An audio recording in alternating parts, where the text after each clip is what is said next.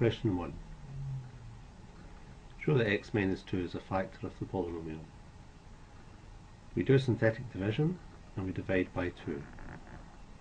The coefficients of the polynomial are 1, 1, minus 10 and 8. We bring down the 1. 2 times 1 is 2, 1 plus 2 is 3, 2 times 3 is 6, minus 10 plus 6 is minus 4, 2 times minus 4 is minus 8. Because we end up with 0 here, this tells us that x minus 2 is a factor. To find the other factors, we use these three numbers to get the quotient. X squared plus 3x minus 4. We already have the factor x minus 2. We now factorise this quadratic, so that will be x times x. Two numbers that multiply to give minus 4, which fit in properly, will be 4 minus 1. So that's us fully factorised. Number 2. To determine the nature of the roots, we need to write down our values of a, b and c first of all. A, the number in front of the x squared, is 1. B, the number in front of the x is negative 6. And c is 2. We work out b squared minus 4ac. So that's negative 6 squared minus 4 times 1 times 2. 36 minus 8, which is 28. Because this is greater than 0, our roots are real and distinct.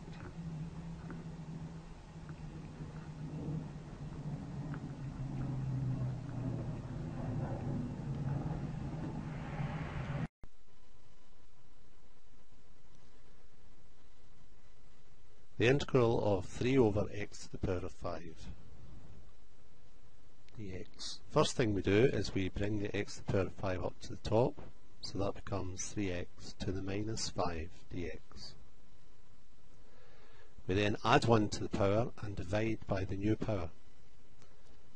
So this is 3x to the minus 4 divided by minus 4 plus c. 3 divided by negative 4 is overall a negative. Negative 3/4 x to the minus 4 plus c.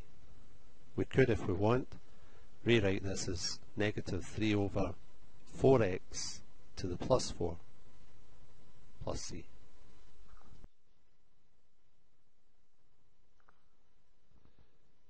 The shaded area will be given by the integral from 0 to 3 of x squared bracket 3 minus x dx. First thing we need to do is to multiply out the brackets. So this is the integral from 0 to 3, x squared times 3, 3x squared, minus x squared times x is x cubed dx. Integrating 3x squared gives us 3x cubed over 3. Integrating x cubed gives us x to the power 4 over 4. From 0 to 3. The 3x cubed over 3 we can rewrite as x cubed minus x to the 4 over 4 between 0 and 3. We now change to two curly brackets separated by a minus. First bracket we're going to replace x by 3, in the second, we're going to replace x by 0. So 3 to the power 3 minus 3 to the power 4 over 4. Second bracket, 0 cubed minus 0 to the power 4 over 4. 3 cubed is 27. 3 to the power 4 is 81 over 4. The whole of the second bracket is just 0. To simplify this, if we multiply 27 by 4, that gives us 108 over 4 minus 81 over 4, which is 27 over 4.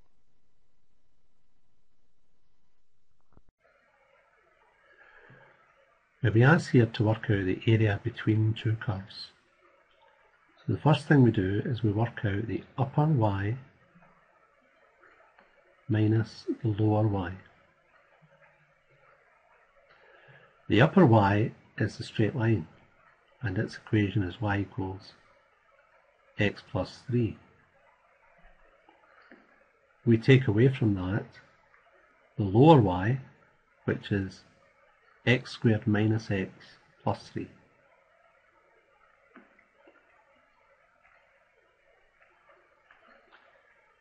Taking away the brackets, this remains as x plus 3. The second bracket has a minus applied to everything, so that's minus x squared. Minus minus x is plus x, and minus plus 3 is minus 3. Plus 3 and the minus 3 cancel. We're left with 2x minus x squared. The shaded area is then the integral from 0 to 2 of the upper minus the lower, which is 2x minus x squared dx. Integrating 2x gives 2x squared over 2, which is x squared, minus x cubed over 3, and this is to be worked out between 0 and 2. So this is equal to 2 brackets separated by a minus. Into the first bracket we substitute x is 2, and the second bracket we substitute x is 0. So that's 2 squared minus 2 cubed over 3. 0 squared is just 0, 0 cubed over 3 is also 0. So this is 4 minus 8 over 3. 4 is 12 thirds minus 8 thirds. So the shaded area is 4 thirds.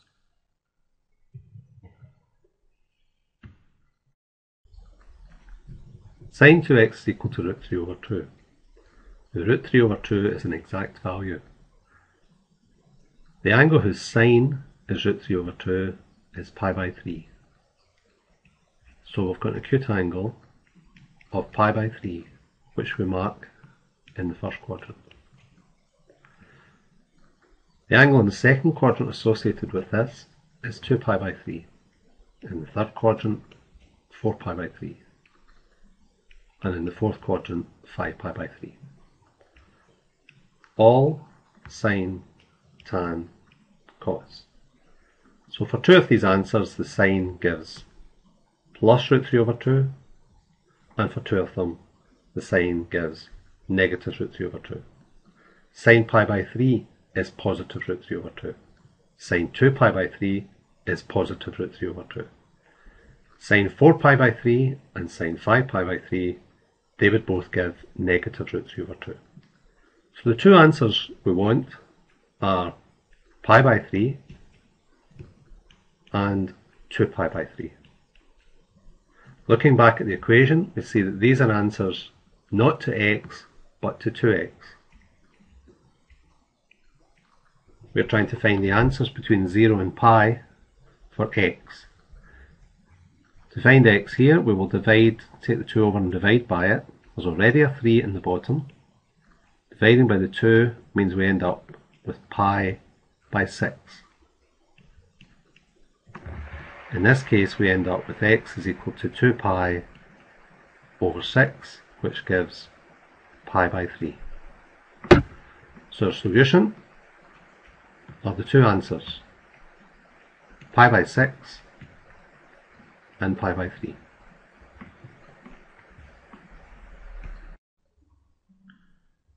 We have two right angled triangles here, one with x and one with y. First thing we have to do is to find the other side. This is a 3, 4, 5 triangle, so this side's 5.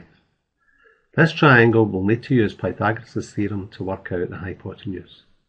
So if we call the hypotenuse a, then a squared is equal to 8 squared plus 15 squared, which is 64 plus 225.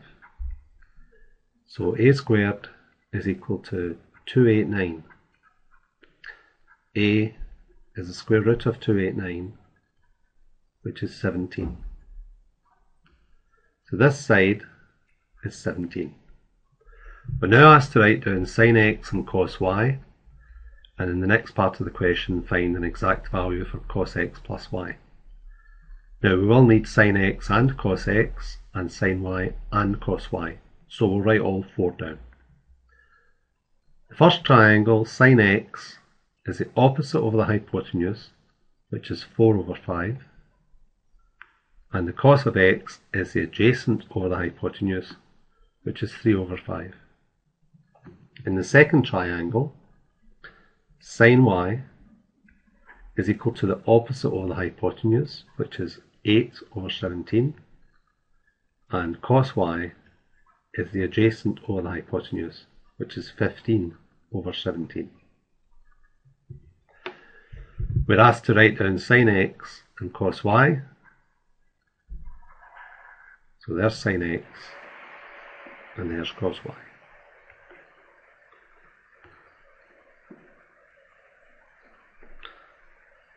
The next bit of the question, we're asked to work out cos of x plus y. Now in your formula sheet you'll see that cos x plus y is cos x cos y minus sin x sin y. Filling in the values we've just written down, cos x is 3 over 5 times cos y, which is 15 over 17, minus sin x, which is 4 over 5 times sin y, which is 8 over 17.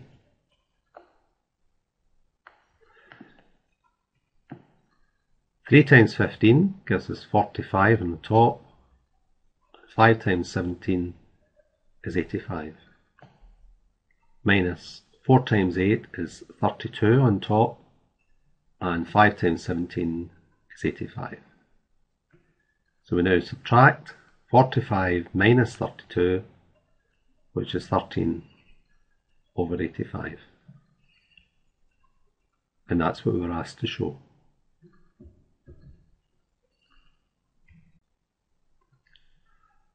Sin x cos 40 plus cos x sin 40 is the expansion of the sine of x plus 40. Second part of the question, using that result, we replace the left hand side by sine of x plus 40.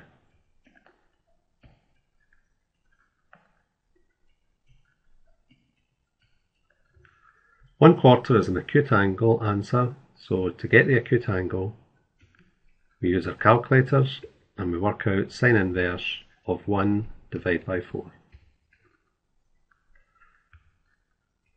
This gives us 14.5 degrees. We then draw a set of axes and mark this acute angle in the first quadrant. Second quadrant we work out 180 minus 14.5, which is 165.5. The third quadrant we work out 180 plus 14.5, which is 194.5. And in the fourth quadrant it's 360 minus 14.5, which is 345.5. All sine, tan, cos. The sine is positive.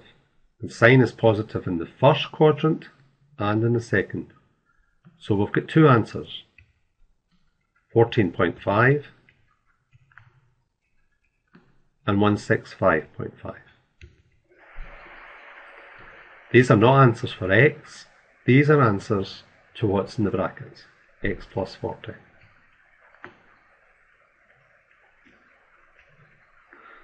For first answer, we would need to take 40 over and subtract to get what x is.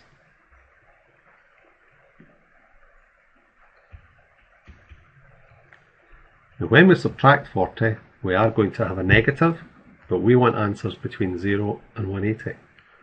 So what we'll do is we will add 360 to the answer. This gives an answer of 334.5. In this case, when we take 40 away from the answer, we get 125.5.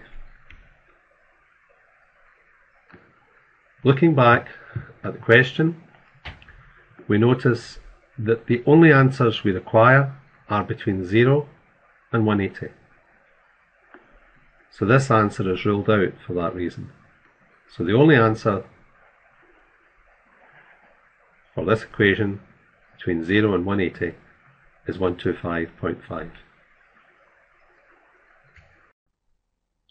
From the formula sheet, we see that the equation x minus a all squared plus y minus b all squared equals r squared is the equation of a circle with centre AB and radius r.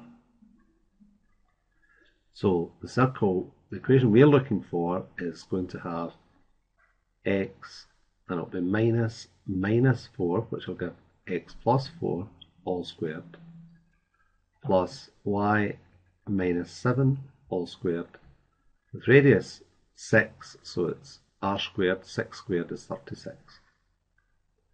In part B, the equation x squared plus y squared plus 4x minus 12y minus 9 equals 0 is the general form of the equation, and to get the centre, we look at the term plus 4x and minus 12y. To get the centre, we half each of these and change their sign. So plus 4 halved is 2, change the sign to be minus 2. And minus 12 halved is minus 6, change the sign to plus 6. And that gives us our centre. To get the radius, the formula is g squared, the square root of g squared plus f squared minus c.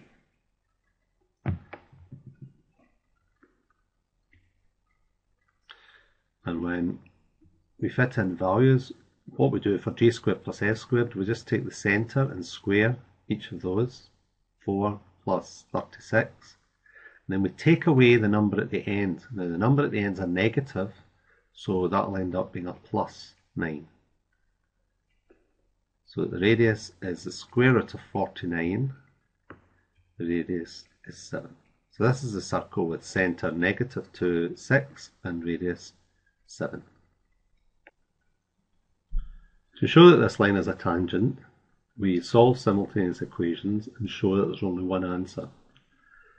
Normally we can try putting y equal to y, but in this case we have to substitute 3x minus 1 for y in this equation. So we'll get x squared plus, instead of the y, we put 3x minus 1 all squared minus 14x plus 9 equals 0.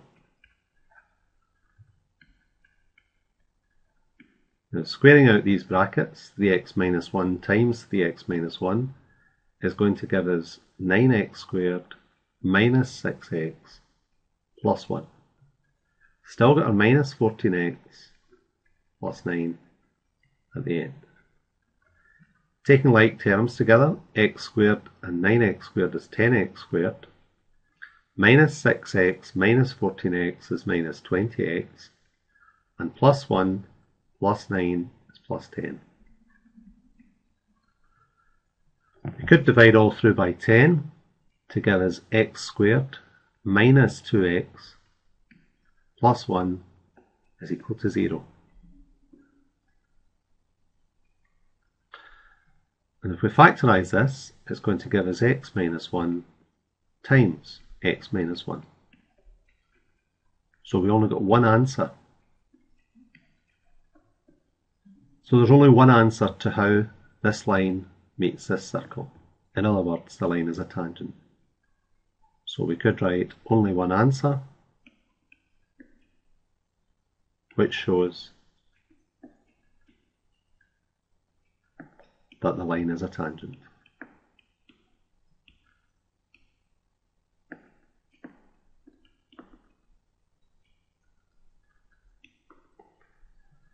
Alternatively, at this stage, we could show that b squared minus 4ac is equal to 0. Our values of a, b and c is 1, b is minus 2 and c is 1. Then working out b squared minus 4ac gives us negative 2 squared, which is 4 minus 4 times 1 times 1.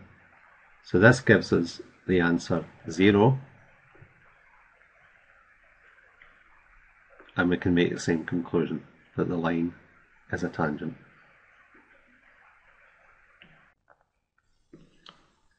To find the equation of the tangent, we need a point and a gradient. Now we already know a point in the tangent line, 1, negative 6. To find the gradient, if we first of all find the gradient of CP, we know that the line CP is perpendicular to the tangent. So what we'll do is we'll work out m of CP using y2 minus y1 over x2 minus x1. That's minus 6 minus minus 1, which will be minus 6 plus 1, over x2 minus x1, which is 1 minus 4.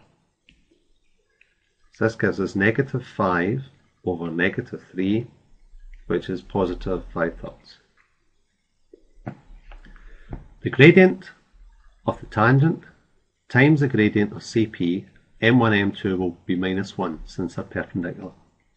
So m tan will be negative 3 over 5. We've now got a point, 1, negative 6, which we call AB, and we've also got a gradient, negative 3/5.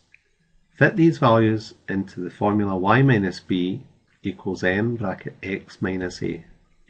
So that's y minus minus 6, which is plus 6, equals negative 3/5 bracket x minus 1, which we can just leave, and that's the equation of our tangent.